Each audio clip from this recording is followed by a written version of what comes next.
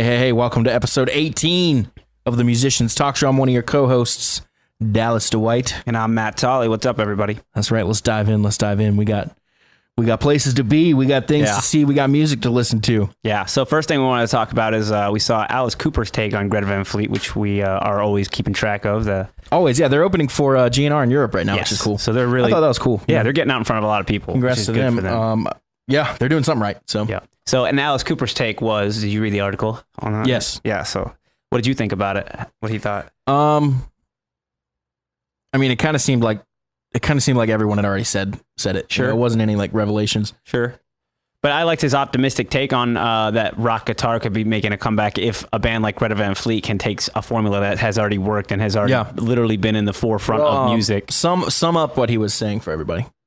Yeah, so he was saying that basically they made it a conscious decision. He made it sound like this, at least, and he probably doesn't know and would admit to not knowing, but he made it sound like they made a conscious decision to sound like Led Zeppelin. Whether that's true or not, we don't know. But he also said that it gives hope for rock guitar music because a band like them. A bad thing. Right, exactly. He's very optimistic about the whole thing. He's definitely not shitting on the band at all or anything like that, but, he seemed to recognize that they sound like Led Zeppelin, so...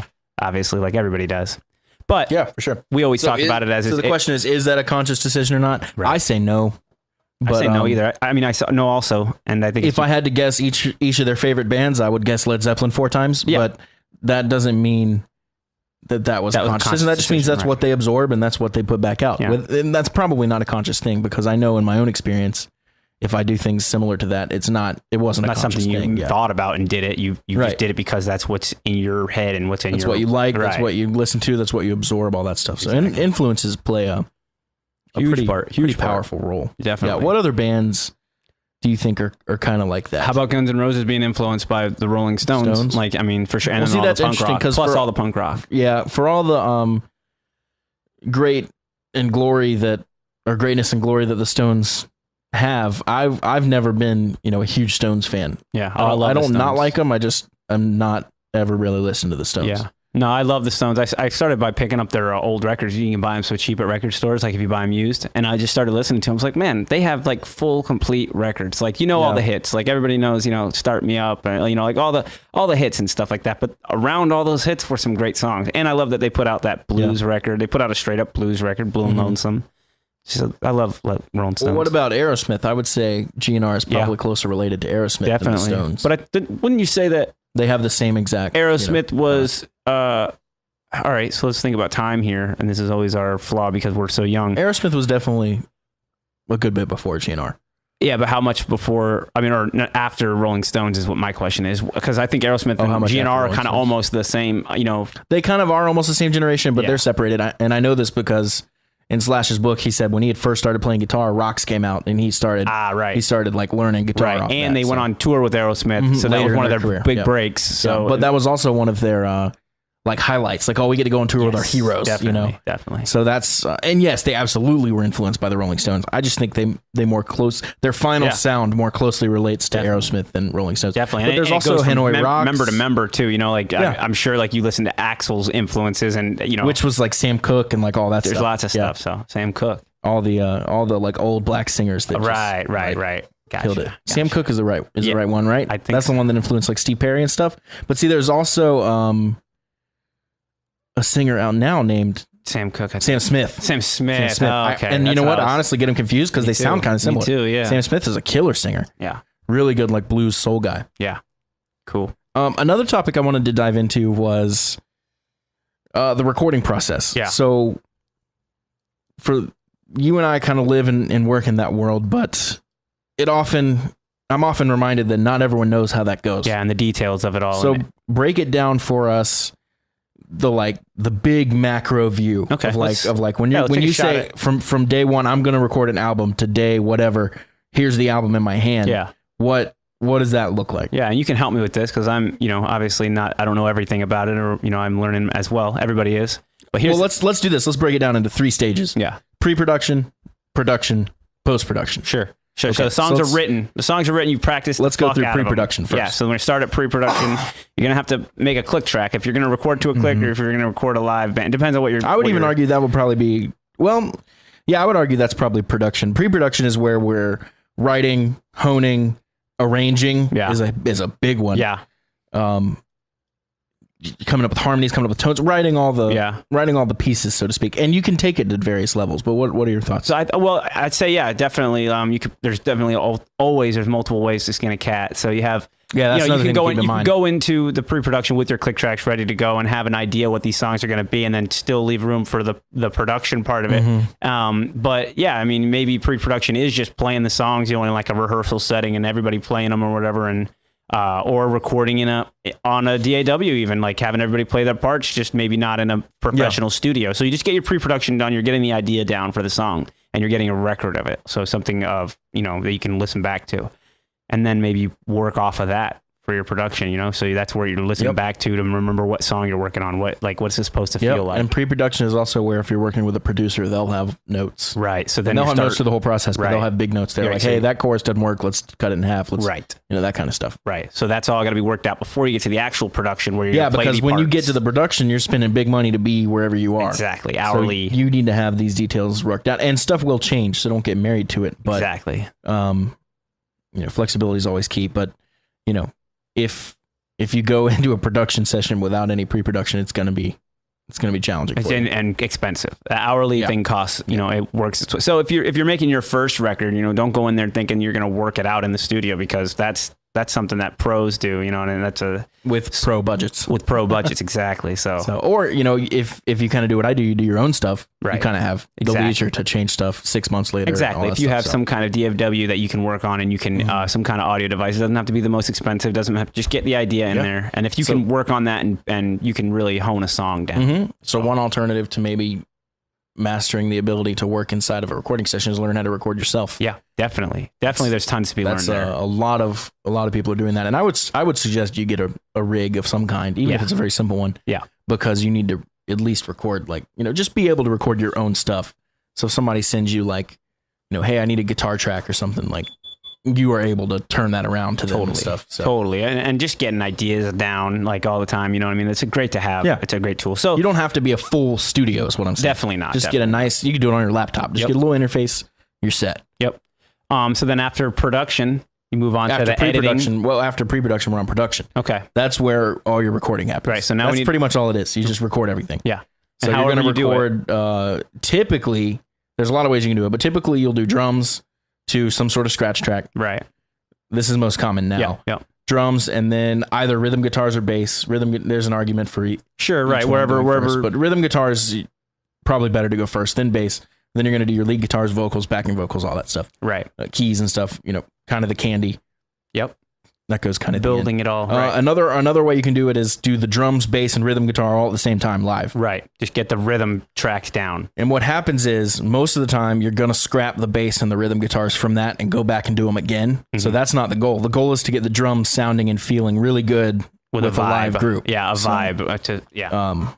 And sometimes you will keep a lot of those tracks. Yeah. Like I think Appetite was one of the records that they did all the rhythm guitars, bass, and drums together, and they kept all that stuff. So. Right, and then you go back. You can hear it because it's kind of sloppy at times. Yeah, sure. But that gives it a real feel, right? And it makes it feel loose and fun still. So yeah, it has a vibe for sure. It's all about how you want it to sound. So which is just further arguments for perfection doesn't matter. Exactly, it really is. One of the most famous albums, probably all the most famous albums of all time, are just riddled with mistakes. Yeah, exactly, and it's not so about it doesn't that. matter. It's the songs were great and the feel is all there. So yeah. Yep.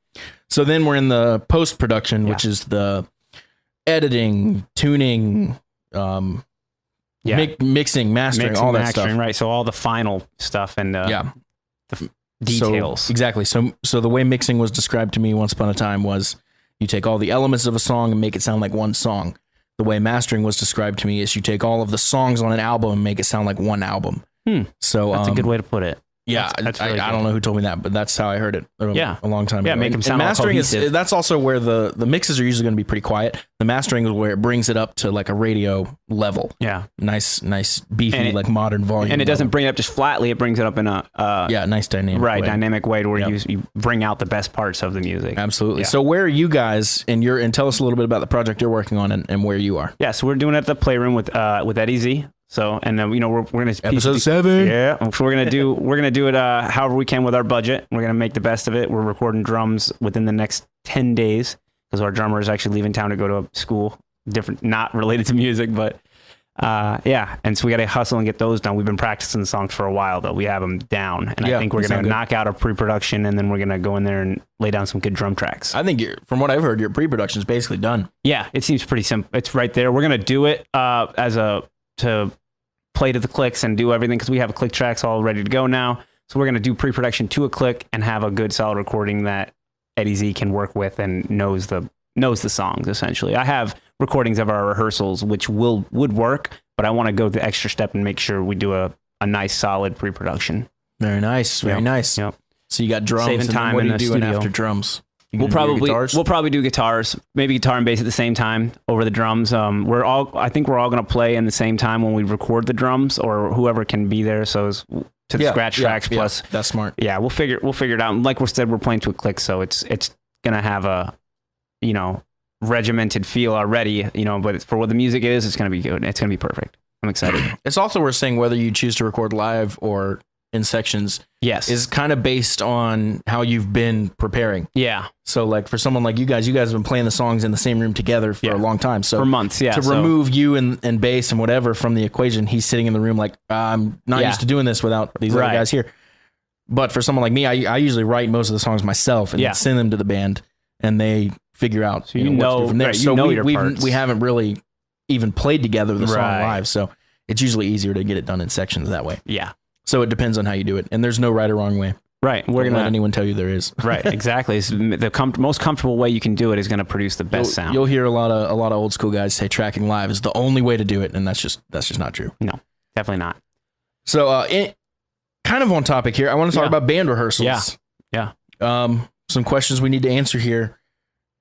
How often should you practice? How long should those practices be? How to make the most out of a practice? I think those are the big three questions. Yeah, and we're talking about full band rehearsals. We're talking about when we have everybody in the room. So the goal of this is to get the band together and practice songs so you get better or learn new songs, whatever it is. Sure. So, or write new songs. Whatever your rehearsal plan is. But how often should you rehearse? I try to at least 2 times a week. I feel like that's 2 times a week, super crucial as far as like if you're trying to be a band that's making original music and you're trying to become a unit. I feel like that's really helpful. And if you can get more in there, that's great. But 2 times a week seems like satisfying. It seems like I've done the right amount, and it feels like we're making progress. So that's where I feel. What do you think? Yeah, I would say 1 time a week at least. At least if once. You can get more. I like 2. I would love 2. I would love 5, but the thing is scheduling. It's so tough, especially if you have 4 or 5 people in a band. So everybody's got their own lives outside of it. Can be tough, but I like, if you can get once a week, you should definitely be able to get once a week. I mean, what if you're not doing once a week? What are you doing? I mean, are you doing once every 2 weeks? I mean, that's not very much at all.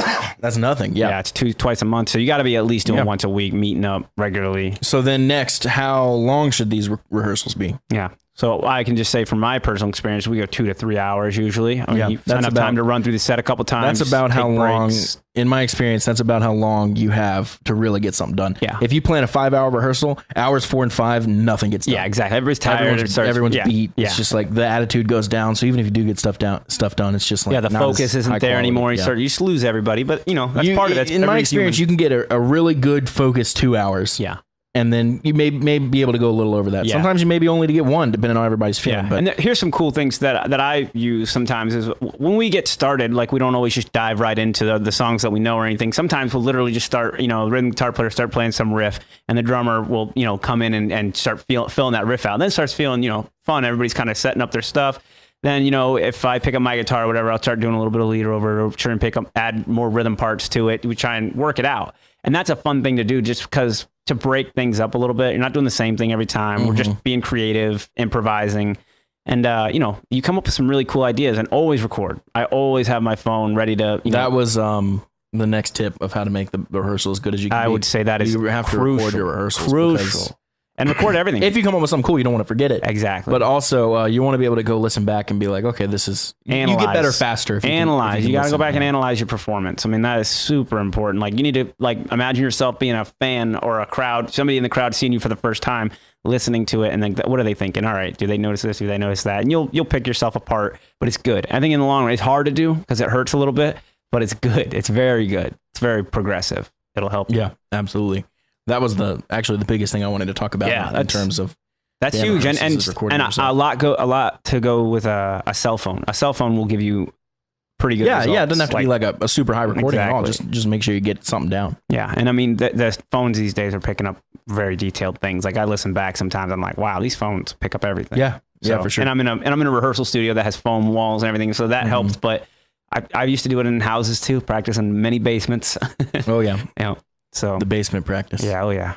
Nice. Any other thoughts on band rehearsals? Yeah, I mean, like egos or something that's tough. Like you got to remember to let everybody know when they're, doing well, and not just, don't ever harp on anybody's mistakes, just their, because you'll end up hurting people's feelings. Like it's hard. It's a really hard balance to find, but yeah, I don't know. What do you think on that? Like as far as egos go? Yeah, that's a good point. Because band practice here's my thing. If you feel like you need to tell someone they're doing something wrong, I promise they already know. Right. If they don't, it'll be very obvious that they have no idea. Yeah. And then if they really don't know they're making mistakes, they probably don't really belong in that group. That is 100%. If they're a good fit, they know what they're doing well and what they're not. So you don't need to tell them. Yeah, exactly. You don't need to tell them. So there's no reason to bring anybody down, especially in front of a. And there's also that's a good point. And there's also really good ways to approach something and be like, oh, hey, I noticed you were playing this way. I think it would actually sound better this way, or like, try it this way or something like that. Definitely. Approach with tact and be uplifting at the same time, be positive and be like, listen, it's like, it would sound better this way or whatever. And don't ever, here's another thing, like this is a good thing for band practice. Don't ever cut somebody down without having a way for them to fix whatever. Right. Like don't ever like shoot somebody else's idea down without having a better one or something to replace. At least something you can't bring a problem without a solution. Yeah. that is not good, because what people think you're doing is just hating on them, and they can't take that. And there's no way to get around that. I'll take that a step further. Once negative energy is injected into a band rehearsal, you're done. Yeah, because everybody's going to feel it, and everybody starts picking sides. If somebody starts injecting negativeness into a rehearsal 10 minutes in, you're done. You only got 10 minutes. Yep. So so you got to keep it positive, always keep productive, try and stay, and don't make it too serious. You got to enjoy it. You got to remember what we're doing here. We're making music because we enjoy making music. Yeah. So nothing needs to be so serious that somebody's not having a good time anymore. Yep. So, and if that's happening, then they're probably not going to last long. It's not a good fit. Yeah. Yep. And keep it light. Missing a note is not the end of the world. Right. Like, nobody cares. Right. And first of all, nobody knows. Right. Especially if it's original music. Right. But if something happens, if you do have a band member that for some reason is just not getting it, I mean, that stuff becomes apparent pretty quickly. You don't have to like make a big deal out of it every practice or anything like that. Just eventually it'll become apparent that that's not the right fit or whatever it is. So yeah, band rehearsals, man, can be dramatic. Yeah. But they don't have to be. They don't. They shouldn't be. Keep them as clean and good as you can. These are some practical tips. We decided to kind of come at you guys with some tips today, or at least our thoughts. How many band rehearsals do you think you've been in, dude? Like how many, just think about how many times you think you've gotten together with a group of people. It's a lot, dude. Here's something else I need to say about band rehearsals. This is super important. Show up with your shit learned. Definitely. Do not show up thinking you're going to learn it in the rehearsal scene. Because an amateur move is to think, oh, well, that's what practice is for. Right. I'll show up and we'll learn it. Don't do that. Yeah. Practice is way better if everybody shows up with their parts learned. You'll be amazed. What you should be practicing is playing together as a band, not playing the parts. Like you shouldn't be practicing your parts. Well, see, here's the thing.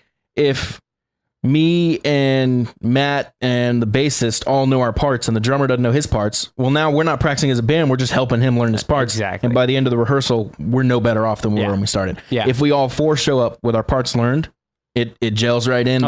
Then we can be like, oh, hey, well, let's stop at the end of this chorus. Let's do this here. Then you can start working on the details. Yeah, you're doing the performance itself, and that's what you want to be practicing. That's what please be a pro and show up with your stuff learned to the best of your ability. Yeah. Yep. Absolutely. You never want to be the least prepared in a rehearsal. That's absolutely embarrassing for everyone, because everyone knows, hey, this is the guy. This is a guy that didn't get the memo. Yeah. You never want to be that guy. And it's hard to take that back, that view of that guy. Because you're immediately the guy that just isn't prepared. Yep. And that sucks. So don't do that. So always show up prepared. You want to show up with the goal of being the most prepared. If you needed to learn 3 songs, learn 4. Be that guy that's like, I was listening to something the other day. Some drummer, it was a Kenny Aronoff podcast. Okay. It wasn't, it was a different podcast, but he was talking about some drummer showed up. It was Dean Del Rey's podcast. Actually. Okay. Kenny was on it. Okay. Dean was actually saying this. He said somebody, I forget who, somebody was showing up for an audition. I think it was someone for like Sheryl Crow. Auditioning for Sheryl Crow. Yeah. And he had to learn 3 songs or whatever. And he nails those 3, of course. And she was like, oh, well, you might not, you did great. You might not know any others, but will we be able to do this? He was like, I learned them all. I learned all your songs. He charted every single song out, note for note. And he showed up to that audition with every single, guess who got the gig? Yeah. I know who got the gig. Yeah, nobody does that. It seems like somebody learns 3 songs and goes, I learned the 3. What do you mean? I did what I was supposed to do. Yeah. No. Think about the confidence that brings too when you've learned every one of the songs. You show up in that rehearsal and you're like, I'm going to kill this. Exactly. And that comes through when you're playing. That's very cool. As opposed to being like, oh, I hope she doesn't ask me to do anything different. Like, no. That's very cool. Be prepared. Go above and beyond if you want that kind of thing.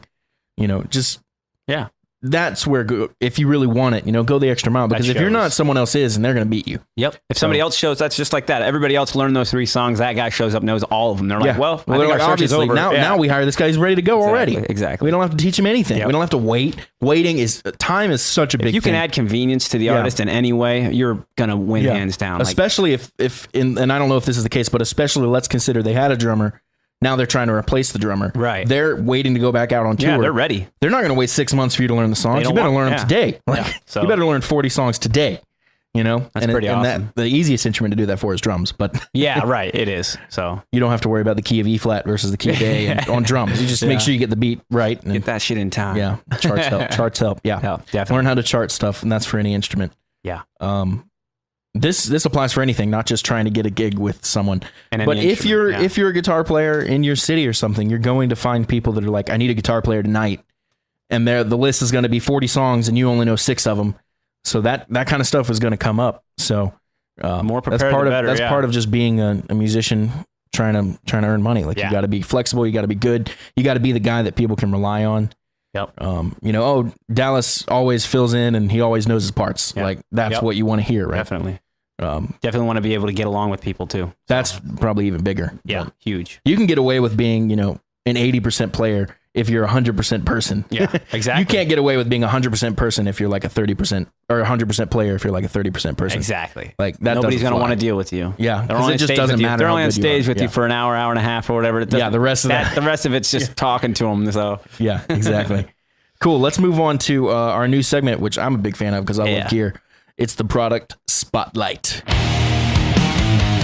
Product spotlight. Yep, product spotlight. I picked a cool one this week. Yeah. The Shure SM57. Yeah. The king of microphones. Yeah. I think it's just microphones in general.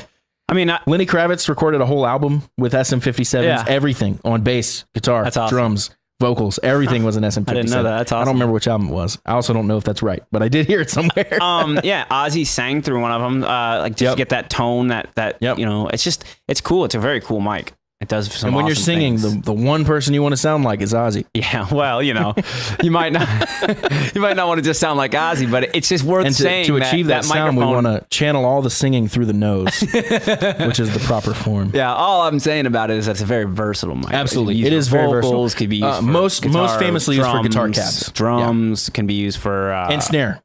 Yeah, so you have. Time. So I think the 2 most famous uses would probably be guitar cabs and snare. Definitely. They make a mini any record for snares now, don't they? Really? Oh, I know they make a right angle one. Oh, it's a right angle, and that's what it is. Yeah, which is nice. Yeah, because you can get up under it, point it down, and also tight. You can rig your own very easily to do it. What do you just unscrew the cap. Oh, and it just basically dangles by a wire, so you turn it sideways and tape it, and it's a right angle. So you don't have. Yeah, it's really easy to do. Cool. But So SM57 most common for guitar cabs and snare. You just picked up a couple, right? I just got 2, and it's funny because they're so famous. I always need them, and I just never bought them until just like 2 days ago. Yeah, they're like famously $99, or sometimes they're on sale. They're $89 or whatever. So yeah, and the good thing about an SM57 is it's so popular and has been for so long. You're never going to lose your money, right? Because you can turn around and I bought it for $99. I can turn around and sell it for like $95. Yeah, people know what they're getting, and as long as it's in good condition, not damaged. The heads of them are a little fragile. You got to be careful that that ring that floats on the end of it. I've never really put a lot of damage to, or like a lot of.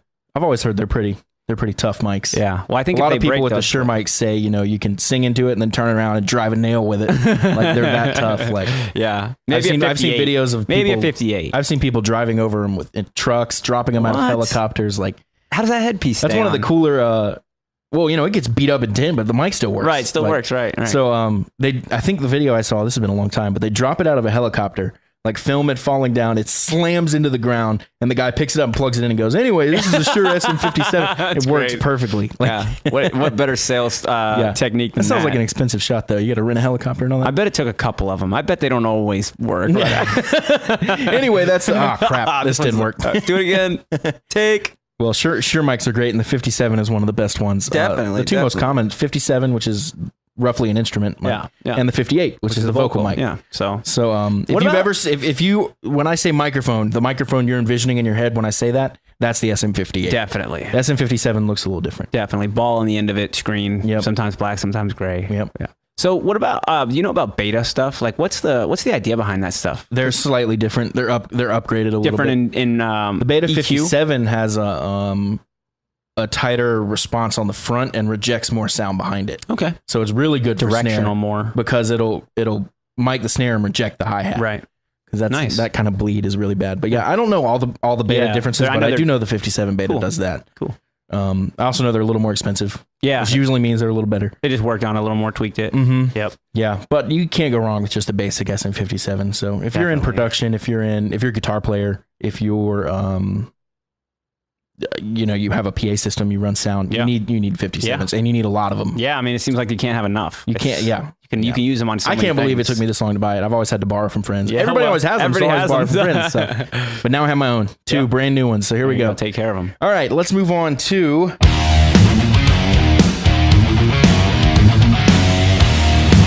it's time for an album review. That's right. The weekly album review. Yes. What do we got this week, Dallas? We got Operator, Soul Crusher. So Operator is the band name, Soul Crusher is the album name from 2007. Yes. I'm looking at the art here in front of me on my Apple Music here. I believe I found this band, right? You didn't know about them before? How did I find them? I know I saw them. I told you I found someone that sounds just like Lane Staley, and you said, that's cool, but check out this. So yes. So who does this guy sound like? This guy sounds like Chris Cornell a lot. This guy sounds like Chris freaking Cornell. Yeah, I'll have a hard time really disagreeing with that. And I think that's unanimous. Oh yeah, because here's the thing. When you say, Dallas, this guy sounds like Chris Cornell, I'm thinking, no, he doesn't. Yeah, right, definitely. Because anyone, not just me, anyone's thinking, no, he doesn't. Incredible. And you hit play, and he comes on. His name's Johnny Strong. He's also an actor. We'll talk about that in a second. Yeah. He comes on and he starts singing. You're like, nah, that is Chris Cornell. Yeah. Why is Chris Cornell singing in this band Operator? Yeah, exactly. Like, he sounds just like Chris Cornell. Yeah. And that alone should intrigue you enough to go check out this band. If you don't already know them, I'd hazard a guess that you do not.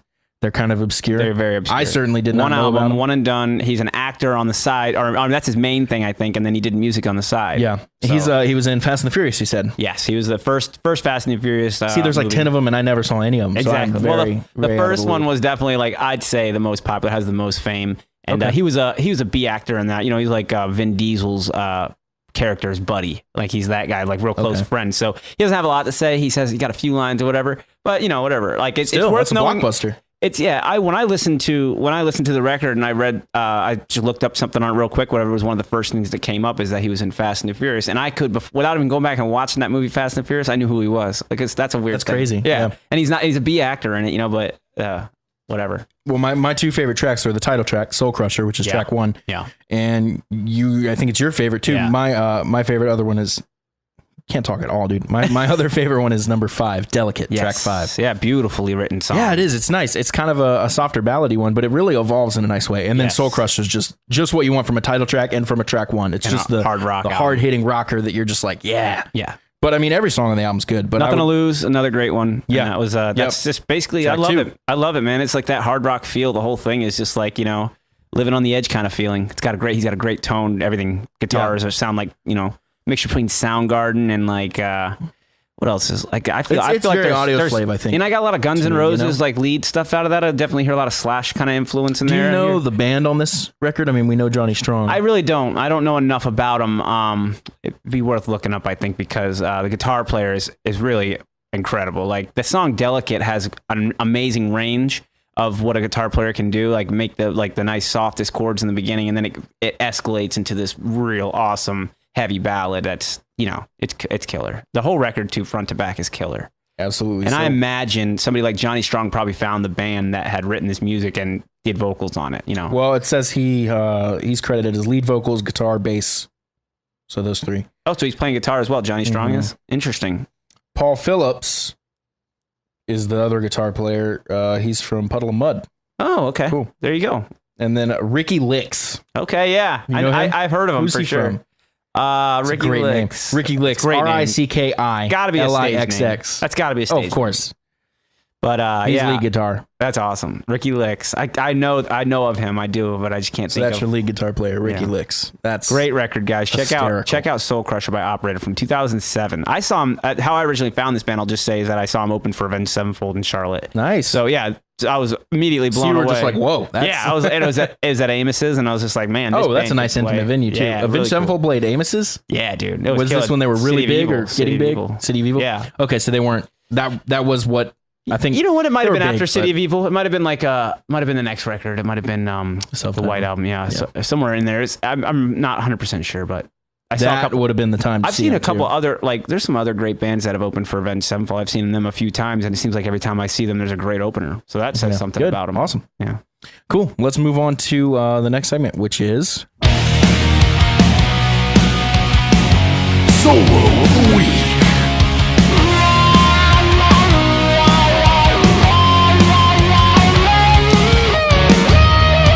Solo of the Week. That's right. We got Savage Messiah this week. The song dope name. Yeah, the song is All Seeing Eye, and the solo is just one of those ones. By the way, it's All Seeing Eye, the letter I. Right, letter I, not E-I-E-Y-E. I can't spell. E-I-E. It's definitely not that. Savage Messiah, All Seeing Eye. Tell us about it. Yeah, so this solo is, I love how singing it is. It has like this nice sustain throughout the whole thing. The tone is incredible. It seems like he's singing the solo with his guitar, which I fucking love it. Let's take a quick listen. Yeah. Hey, what's up, guys? Dallas here. You know what time it is. YouTube won't let us play the solo of the week here. So if you want to check it out, feel free to subscribe to us on iTunes or just search it on your own. Let's get back to the show. Yeah, so they're extremely heavy metal band, you know, and from the UK. Yeah. I like that it's heavy, but the solo is still has something that feels good. Yeah, very rock elements and very. I hear a lot of metal solos that just aren't good to my ears. Yeah, I guess I can't say they're not good.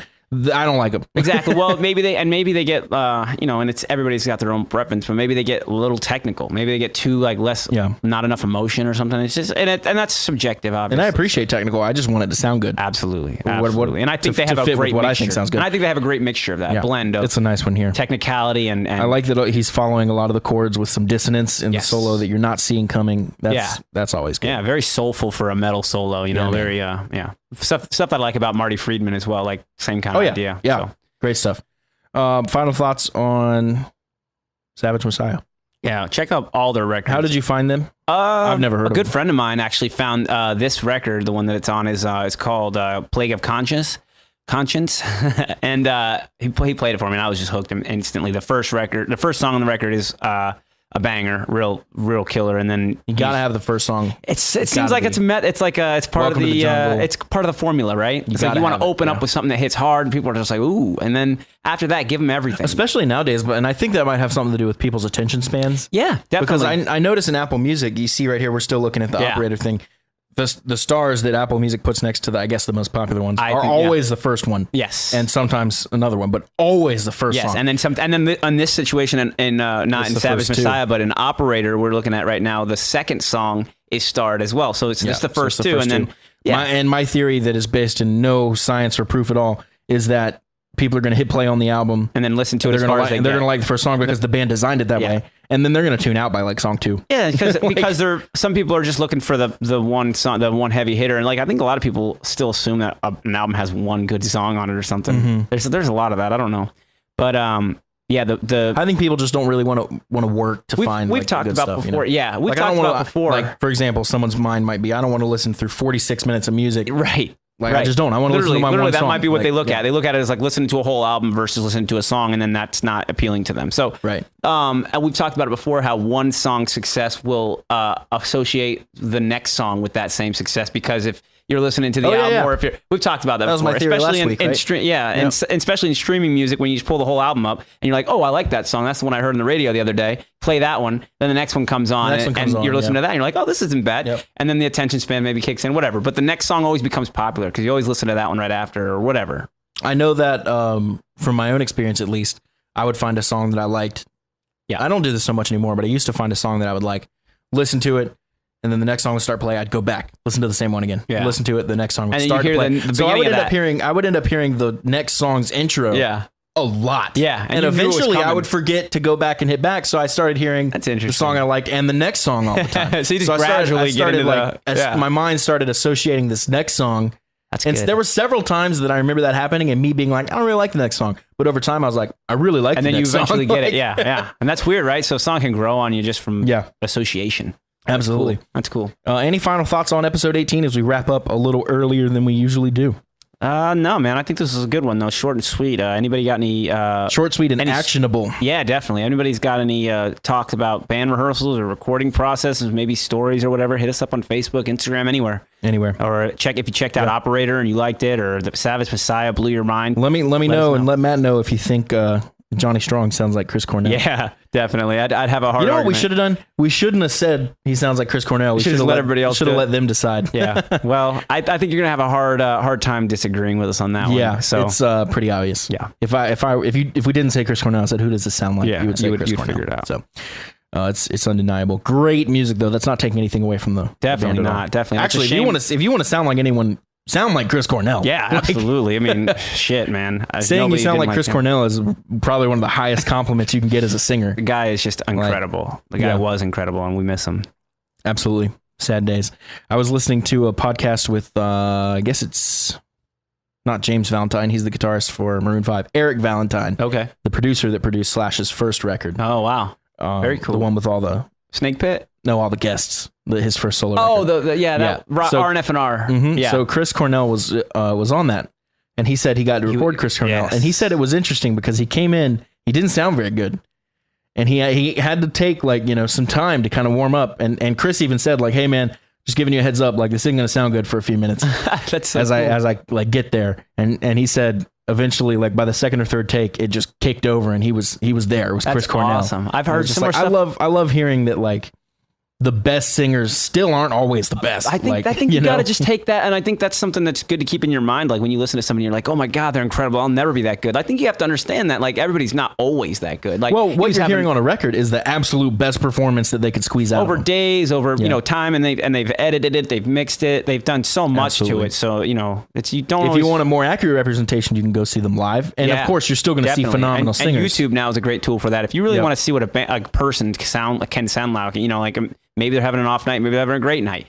Just check it out. Look at some YouTube videos. And also take it with a grain of salt. If someone's sounding bad on the one song you saw, that doesn't mean they're a bad singer, right? Now, if they sound bad on everything you see of them and you do a lot of research and you go see them in person, they still suck. I mean, maybe they just suck. But not everybody's great live. Some people put great studio records together and just can't do that every night. So there's nothing necessarily wrong with that, I don't think. Well, everybody's human, man. We're not robots. Yeah. You want to hear it perfectly? Listen to that record.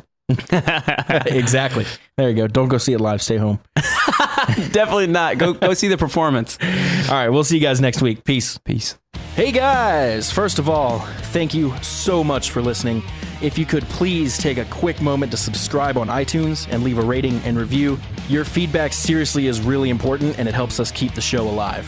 Check out musicianstalkshow.com to sign up for our mailing list. If you do, we're going to send you our main theme song and a few other surprises. Plus, you'll always be the first to know what episodes are coming up. If you want to help support the show so we can keep putting out the highest quality content possible, please follow the Support the Show link at our website and consider donating to our Patreon page. Lastly, if you have an idea for a guest or a question you want to discuss, contact us through any of the contact forms on our website, and we'll do everything we can to make it happen. Whew, all right. That was a lot, but we got through it. Thanks again, guys, and we will see you soon.